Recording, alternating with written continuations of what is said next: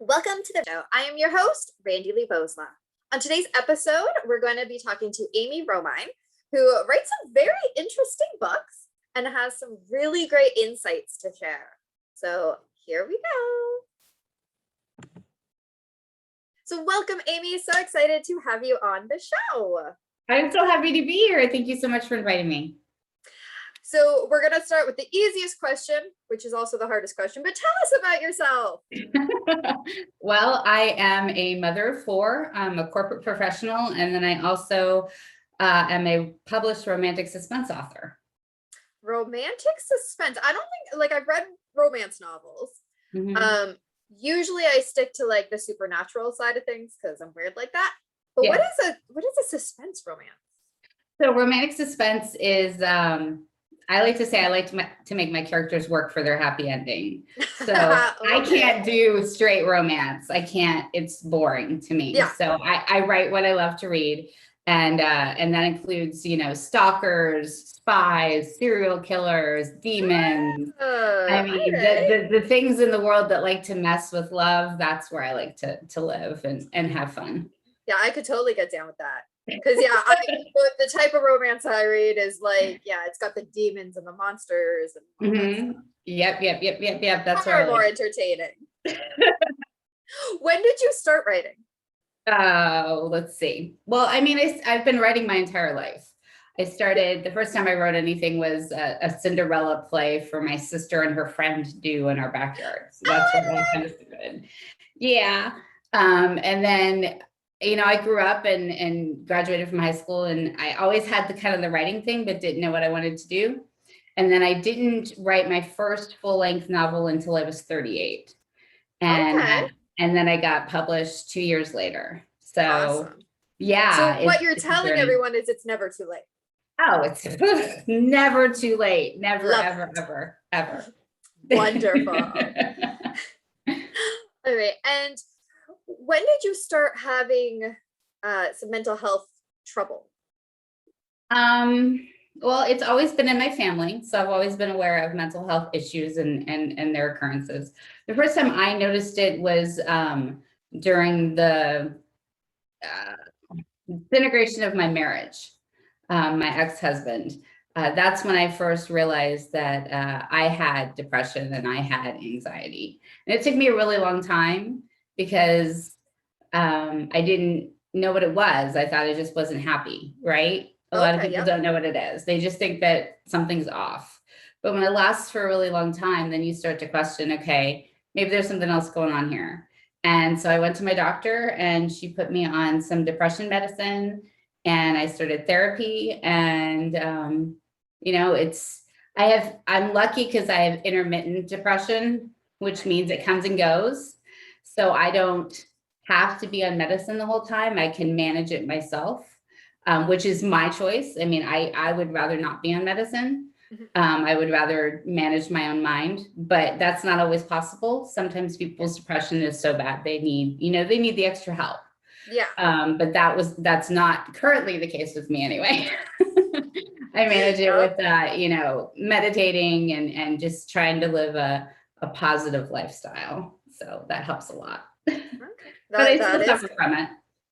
That's awesome. So you talked about meditation. What else do you do?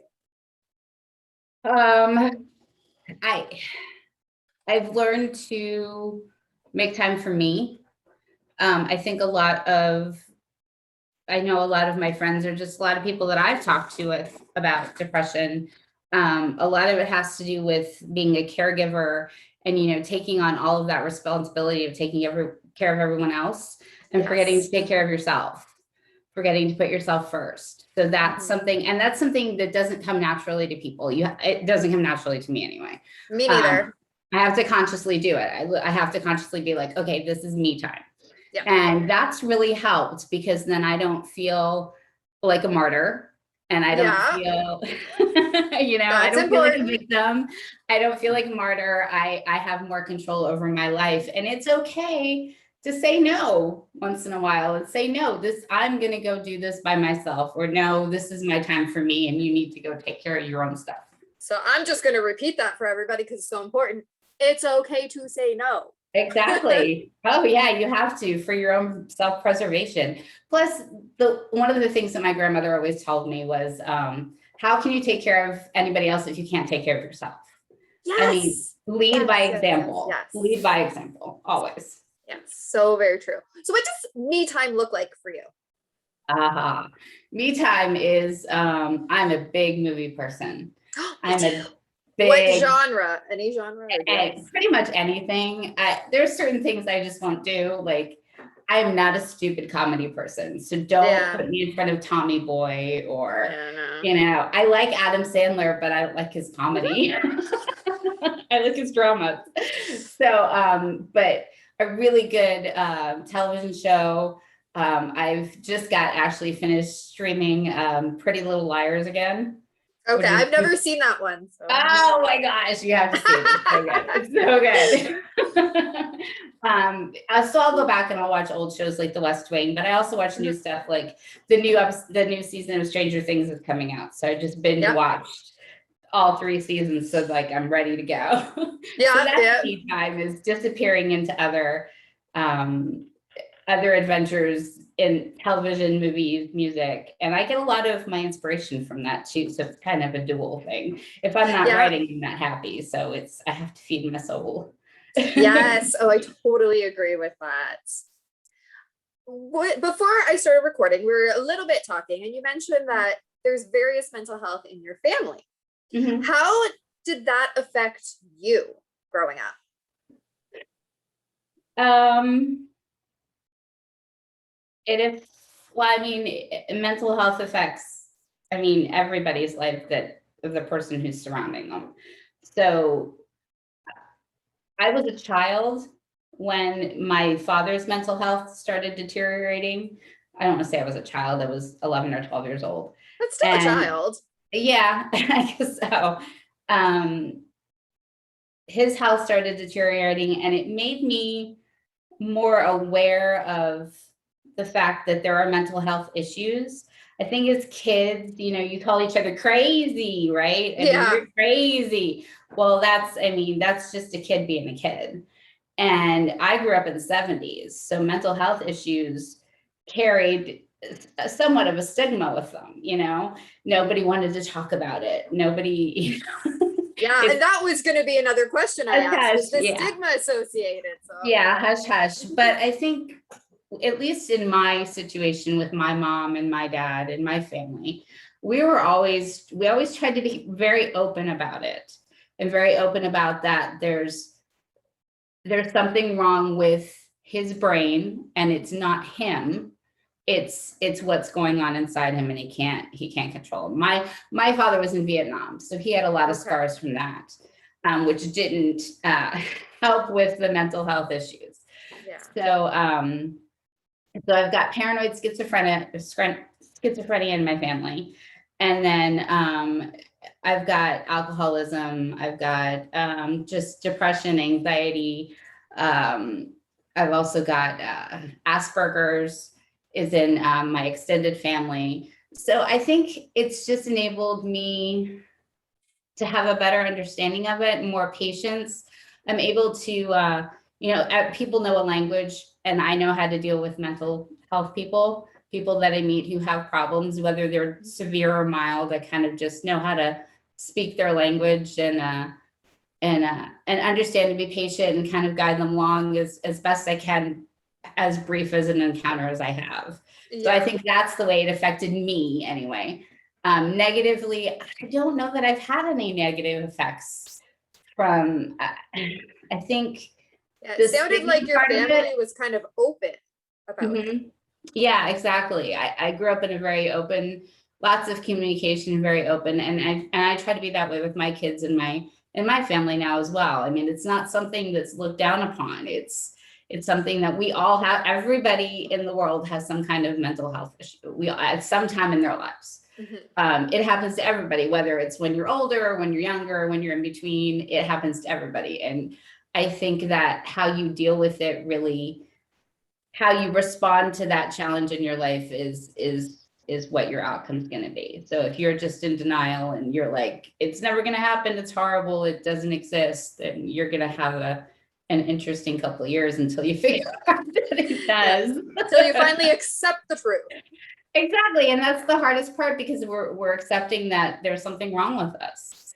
Yeah. And nobody wants to have anything wrong with them. I mean, come on. Yeah. Who wants to go to the doctor? That was a huge part of my most recent book, was just the acceptance of the fact that I had depression. Yeah. And because before, right, it's, oh, I'm so weak because I feel this way or whatever. Like you said, so denial until it was finally like, oh, can't deny it no more. All right. Well, and we think that there's strength in denial for some reason. We've kind of been pushed through.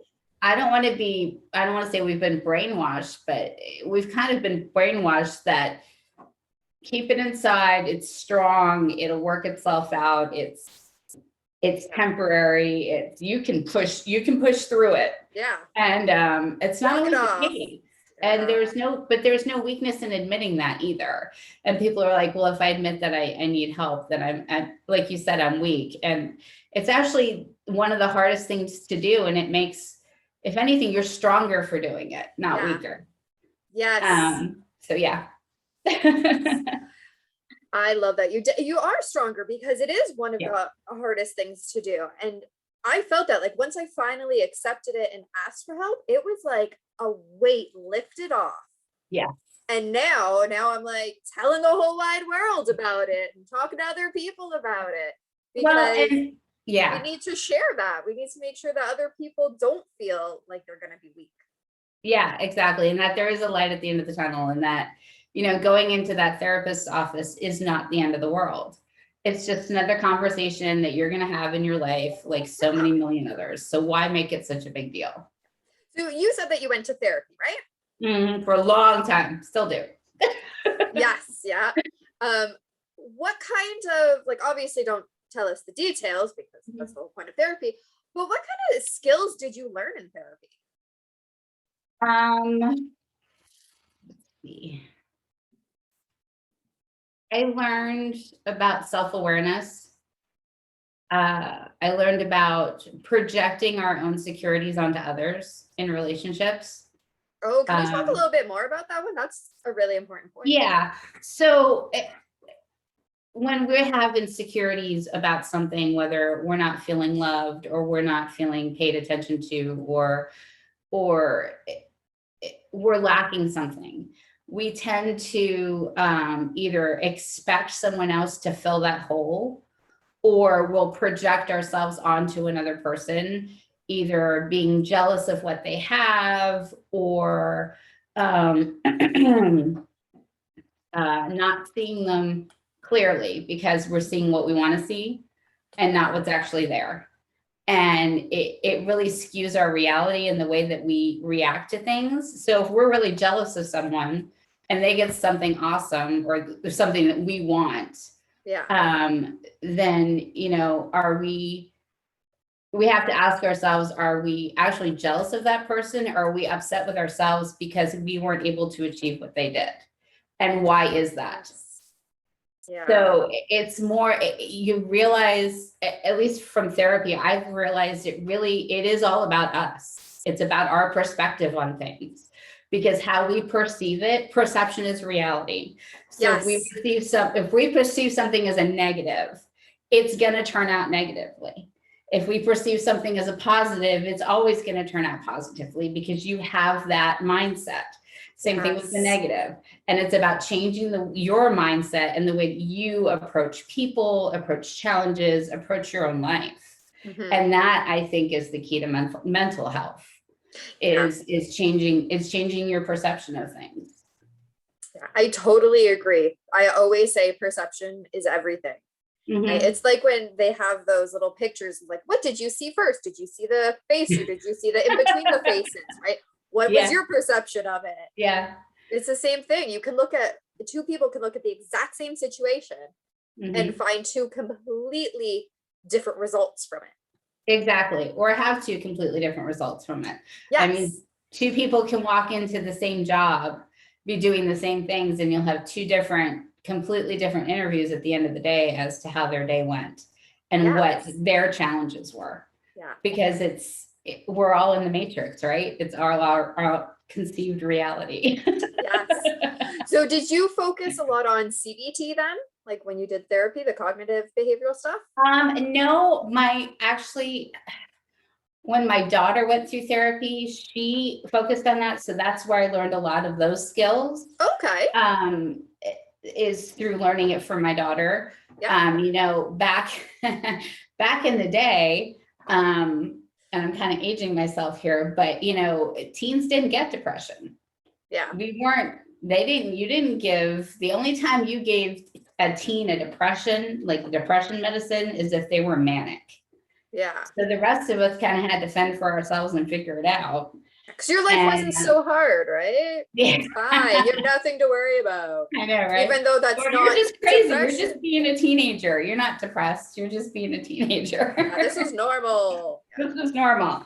And now kind of the flip has happened where if you're not on some kind of medicine, if you're not in therapy, you're almost considered to be odd because it's such a, and I would say it's a buzzword because it's an actual problem, but it's also getting to the point where having the label is almost a social media boost, which is a little concerning to me. Yes, yeah, we've swung so far to the other way. And so my kids are both teens, and the older one, sometimes when I hear her talk with her friends and they're all talking about, oh, I'm so anxious, I have such anxiety for this. I'm like, okay, but this is a test. This is a normal amount of anxiety. Whereas my younger one, her anxiety gets so high that she doesn't even leave the house. Like that's not a normal amount of anxiety. Right. But it's like you said, it's become such a buzzword or like a big social media thing that a lot of teens are saying, oh yeah, I have this and I have that, because it's almost like a badge of honor. It really is. It's part of the in crowd, right? It's part of, and that's what I've noticed when the oldest was talking like with her friends and stuff. I've noticed that, and I try to interject because that is also just making the stigma worse, right? It's not that it's a badge of honor. It's not to say we need to hide, but it's not that we need to make it. We don't need to glamorize it. Exactly. We need to find that nice middle ground where we're accepting of people, right? But we're also helping them move forward. Exactly. I know some of the well, an ex-boyfriend specifically, not mine, an ex-boyfriend of hers really, really glamorized the mental health. And it almost seemed like he was so proud to tell people, oh, I have bipolar. Yeah. Well, it's almost like I think because mental health, everyone knows that if you have a mental health problem, you have some kind of inward struggle. Yes. And you have some kind of barrier to success, or in people's minds, there's a barrier there. And I think that it's gotten to the point where, like you say, it's swung so far that now, instead of the barrier being acknowledged as an actual medical condition that can alter people's reactions, alter people's lifestyles, now we've turned it into an excuse. Yes, yeah. And I don't, and it's not everybody, but I think it's turned into an excuse where, oh, they have mental health issues, or, which is even worse, I have mental health issues because so I'm now disabled and you have to give me a break. And that's what that ex-boyfriend was kind of using it as, is that excuse to get away with things. Yeah. Exactly. It's an excuse. Now we're permanently a victim, and that's not healthy. No. I mean, that's just not healthy at all for anybody. No, exactly. So finding that nice middle ground. And that's a big reason that I wanted to do this show, because I'm talking to people who are successful. They are living their dream. I mean, most authors aren't like, hey, I'm going to be an author because it's not my dream. Yeah. Right. I've never met anyone like that. So I'm talking to people who are living their dream. They're successful. They're doing what they want to do. And they have mental health. It's not an excuse. It is, like you say, it is a barrier. It's something to work through, but it's not an excuse to not go ahead. So that's what I Exactly. wanted to showcase. I wanted to showcase successful people living their dreams so other people can realize, I'm not alone. I can follow my dreams. I can do this. Maybe I need some therapy. Maybe I need medication, whatever it is that they need.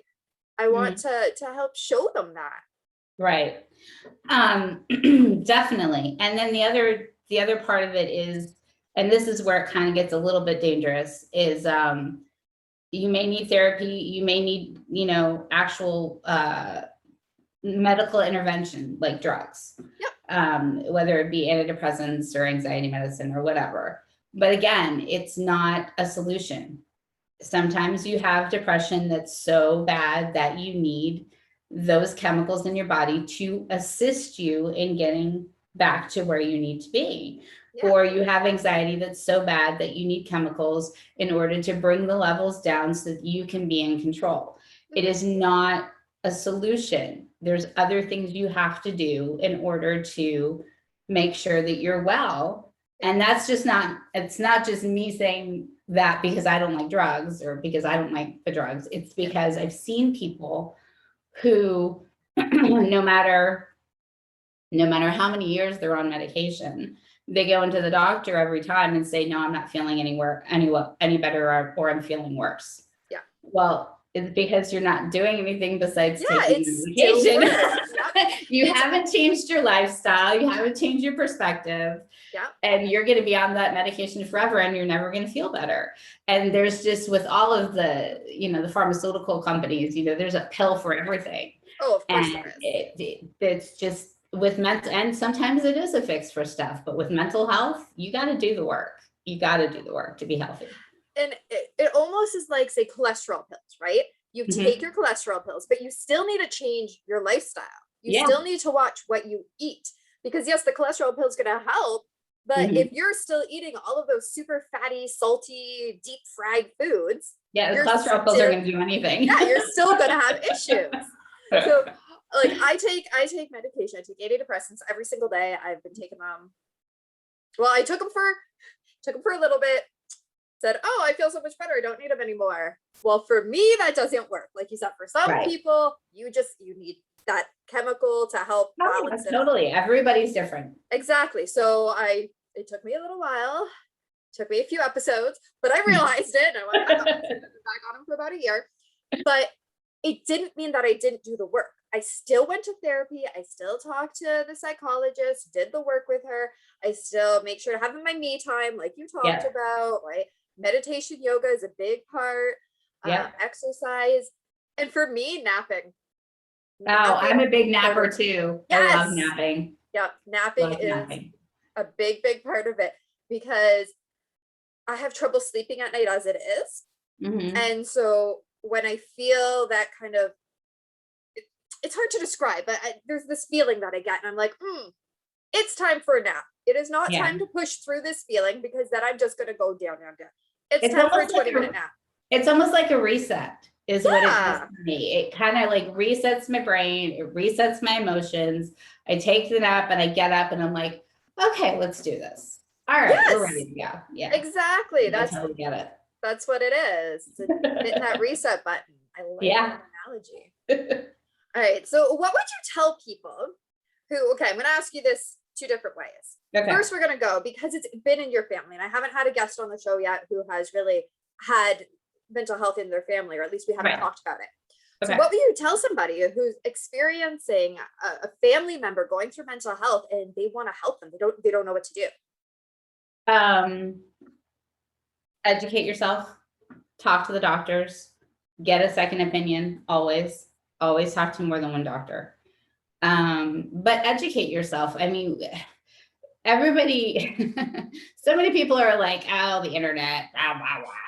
It's there for a reason. Educate yourself, read the articles, go to NAMI. But I send out their little Facebook things all the time. But it's like mental awareness, suicide awareness kind of thing. And the information's out there. Go to a meeting. If you're dealing with an alcoholic, go to Alcoholics Anonymous. If you're dealing with someone who has drug addiction, go to a NARC meeting. Talk to the people who've been there. If you've never been, I mean, one of the things that I had to deal with is I've never been suicidal. I've never had that thought. And I have people in my life who have attempted it several times. And I really struggled with trying to understand why, because that has never crossed my mind.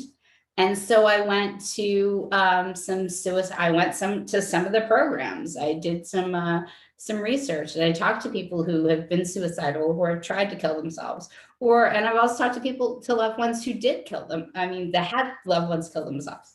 And I got a better understanding of what they go through, what my friend is going through, and how to help them.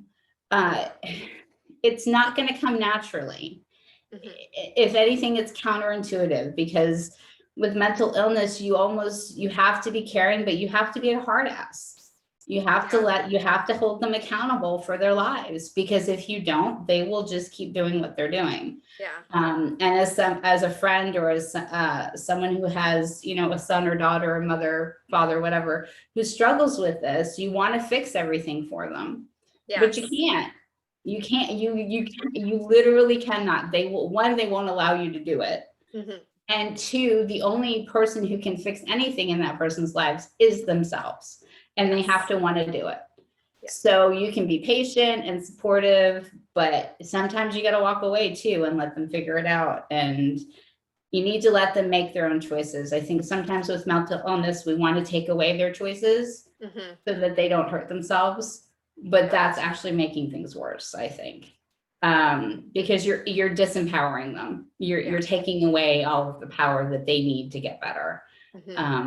So yeah, it's be patient, do your research, talk to people, and talk to the person you're trying to help. Find out what they think that they need or what they want. That's so important. You can't just forget about them. You can't do everything like behind their back, like they're not there. Well, one of the most frustrating things that I had with the people that I've attempted to help or been in their lives is they don't know what they want. Yeah. I mean, you'll ask them and they'll be like, I don't know. And then you feel like it's up to you to figure it out. And you can to a point, but they have to figure it out. You can give them the tools to figure it out, but they have to go figure it out. There's workbooks out there. There's a 1,000,000,001 actual books. It's really, I mean, it's mass market right now. So there's so much information out there, but definitely talk to people you trust. Don't just pick up a book, because there's a lot of misinformation out there too about how to handle it. And that's what I was going to say about the internet that you had brought up. It's out there. Just be careful what websites you're on, right? So you mentioned the NAMI one. And it's NAMA. Yeah, there we go. NAMI. And here in Canada, go to CMHA. It's our Canadian Mental Health Association. Okay. So that's out there. Where I live, we actually have a children's mental health place, Pastos, which we are very, very lucky to have in our area. So it's out there. Don't just go to, somebody's blog. It's not to say that you can't go read it. Like, I mean, I blog about my journey and stuff. So it's real, but just understand that it's real to that person writing it. Exactly. Right? Like, I'm not a doctor. I'm simply writing from my experiences. Right. Definitely. And that's not to say it's not bad information. You just have to look at it with that kind of perspective of, okay, this isn't a doctor. This is somebody's experience. It might be similar to theirs. It might not, but it's somebody's experience that they're sharing. Right. Exactly. All right. And then what would you tell to somebody who's experiencing it themselves? It takes more courage to ask for help than it does to not ask for help. And if you have a goal, if you want to be something or someone, whether it be an actor, actress, writer, whatever, if you have a goal, chef, why are you allowing yourself to stand in your own way? That is amazing. Yeah. Why? And one of my friends, I keep, I've asked him a couple of times, I said, why do you keep talking yourself out of this? He goes, what do you mean talking myself out of this? I said, well, every time you go to take a drink, you initially talk yourself out of all of the reasons why you don't want to take a drink. Yeah. And he's like, I've never thought of it that way. I said, well, stop talking yourself out of it. I said, if you don't, why you don't want to drink. Think about that when you want to drink. Think Yeah. about that. I mean, and it's never that easy, but it was just, No. again, a change of perspective. Exactly. Yeah. It's a long, hard journey, but Mhm. sometimes you need that kick in the pants every once in a while to remember why you're doing what you're doing. Well, and everything, I am a firm believer that everything happens for a reason. Every struggle happens for a reason. Everything happens for a reason. And you're either going to move forward or you're going to stay still. Yes. And if you choose to stay in denial, if you choose to not help yourself get better, if you choose to ignore your friends and family, then you're standing still, you're not moving forward. Yeah. And you're going to miss out on all of the people and all the things that are happening, and all of those friends who are moving forward with their lives. You're going to miss out on all of that. So again, why are you standing in your own way? I've stopped standing in my own way. Good girl. So you talked about, if you want to be an actor, an author, whatever. So when I wrote my first book and I published it in 2017, self-published 2017. Congratulations. Yay. I did my first book. I did what I always said I was going to do. I didn't push it. I didn't supermarket it. I told the people that I knew, but I didn't go out there and tell people. So I still stood in my own way. I did it, but did I really do it? Right? Yeah, you did. Baby steps. It was baby steps, but I was still standing in my way. Yeah. And now with this fifth book that I've written, I am talking to everybody. I'm putting it out in the social media world. I'm doing way more things than I thought I ever would. And I've gotten out of my own way. So I love that. You need to get out of your own way. Even if you take, like I said, those baby steps. That's what I did. I took a baby step. I still wasn't 100% sure that I was going to be successful at it, but I took a baby step. I was still kind of in my way. I was like 50-50. I turned sideways so you could still see past me. Well, and one of the things that people are afraid to fail. Yes. And there's a lot of anxiety around failure and around we set these expectations for ourselves. We're our own worst enemies most of the time. For sure. And I know I am. And we set these expectations and these goals, and then we have this huge anxiety around not meeting the goal. But one of the things that I've learned fairly recently, actually, is it's not about the result; it's about the journey. Yes. It's not about the finished book. It's about everything you go through to write that book. And it's about moving forward. And if you don't do anything, then you don't get that experience, and you don't move forward. Exactly. So yeah, it's about the journey. It's not even about, the end product. Exactly. The end product's great, but it's all the things you've learned along the way and people you've met along the way. Yeah. For those of you who are listening, I recently talked to somebody who, by the time this interview is posted, it will be already posted. So if you want to go back and watch Leah Fraser's interview, she shares a lot about failure. Oh, awesome. Yeah, so that's a good one to go back and watch if you haven't watched it already. Yeah. And then it's actually funny you're talking about the journey and that path. So I was teaching yoga last night online. And it's usually just me, my aunt, my uncle that do it. Sometimes I've got other people that join into the class, but I was doing it. And my uncle, it's so weird to call him my uncle because I never call him my uncle, but that's what he is. He's married to my aunt. But I was already like grown up when they got married, so it's, I just call him Don. So anyways, so Don goes, what's that song that you play sometimes? So when we're doing Shavasana, final relaxation, I like to put on either a motivational song or a motivational speech. Right. And a lot of times I'll put on one particular song and it's talking about the journey of it all. And so he goes, what's that song? Because I really liked it. And I go, oh, that's The Climb. That's from the Hannah Montana movie. And he said, yeah, he started laughing. It's such a good song, though. It is. That's what and he goes, oh, it is? Like, because he wasn't expecting that to be the answer. I'm like, yes, such a good song. Do you know what? If you haven't listened to that song, everybody, you need to go listen. It's just such a good song. I bet that's one of those songs where if it comes on my playlist in the car, I will belt it out at the top of my lungs. Yes. Windows open, just yes. It's just such a good song. So it's called The Climb. from the Yes. Hannah Montana movie. Everybody should listen to it. It's Yes. so Miley motivational. Cyrus. So Great song. Great song. I mean, even if you don't want to listen to it, just read the lyrics. It's a yes, great song. exactly. And then you'll be hooked and want to listen to the song. Exactly. All right. So, what are some of the names of the books that you've written? Oh, okay. So my most recent is Finders, which is a paranormal romantic suspense. So it's got the demons in it. It's about I actually got the idea from Ed and Lorraine Warren, who I don't know. Okay. The Conjuring was where I initially I love got horror. Love horror. I was trying to think about how, because I know how Ed and Lorraine Warren met, but I was like, okay, in present day, how could that happen? Okay. And so it kind of like started this journey. So and then I'm a big fan of ghost hunters, and it just kind of evolved into this really awesome book. I'm very proud of it. It's a lot of fun. Oh, good. So that's the most recent. And then before that was Little Angels, which is a crime thriller. I was a huge, and still are, a huge fan of SVU. Okay. And I decided to tackle child abduction, child sex trafficking.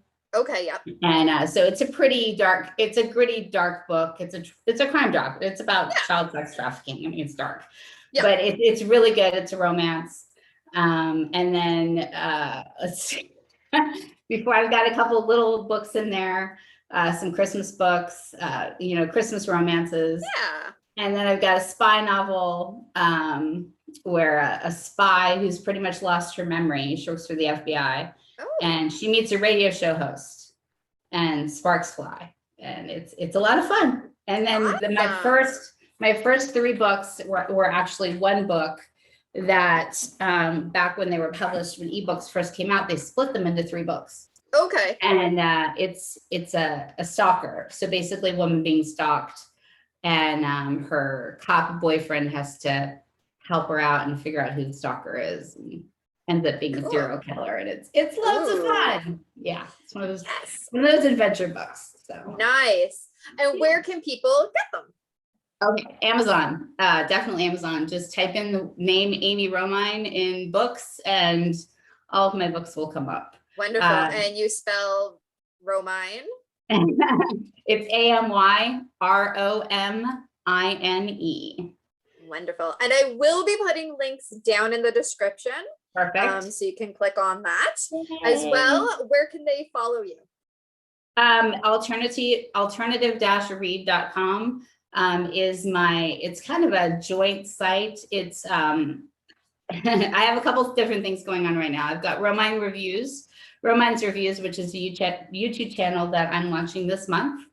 And then we've also got book reviews, stuff about my books. It's alternative-read.com.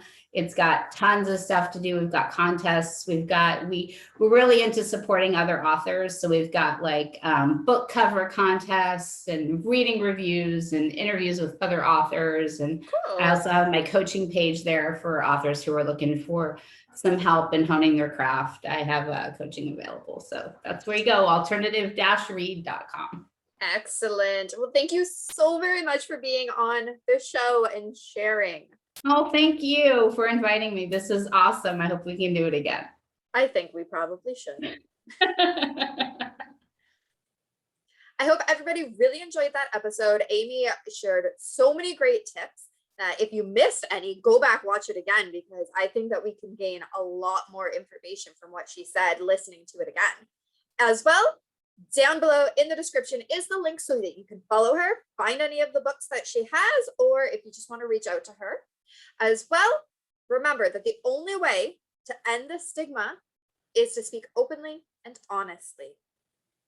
Bye, everybody.